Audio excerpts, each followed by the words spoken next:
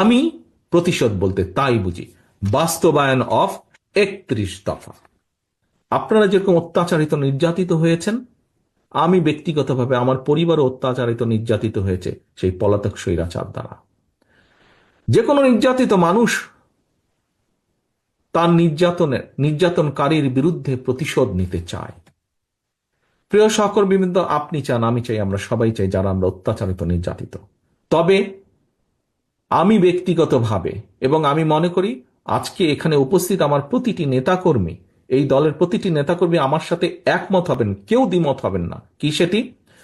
আমরা প্রতিশোধ নিতে চাই, আমি প্রতিশোধ নিতে চাই এই 31 দফাকে বাস্তবায়ন করার মাধ্যমে।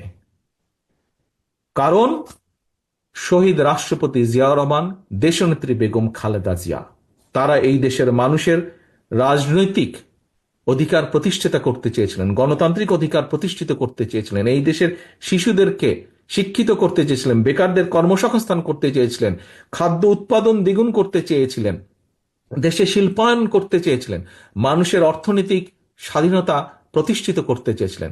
সেই কাজগুলোতে বাধা দেওয়া হয়েছে।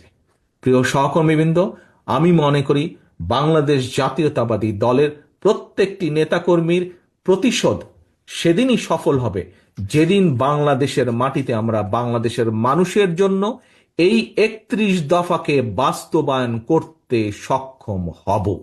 একমাত্র সেদিনই আমরা অগণতান্ত্রিক যে অশুভ শক্তি যারা বাংলাদেশকে দাবিয়ে রাখতে চায় তাদের বিরুদ্ধে আমাদের প্রতিশোধ সফল হবে, যেদিন আমরা 31 দফার বাস্তবায়ন কার্যক্রম শুরু করব এবং এটি একটি চলমান প্রক্রিয়া থাকবে। আমরা ভালো থেকে ভালো করতে সক্ষম হব, সেদিনই আমরা প্রতিশোধ গ্রহণে সক্ষম হব। আমি প্রতিশোধ বলতে তাই বুঝি, বাস্তবায়ন অফ 31 দফা।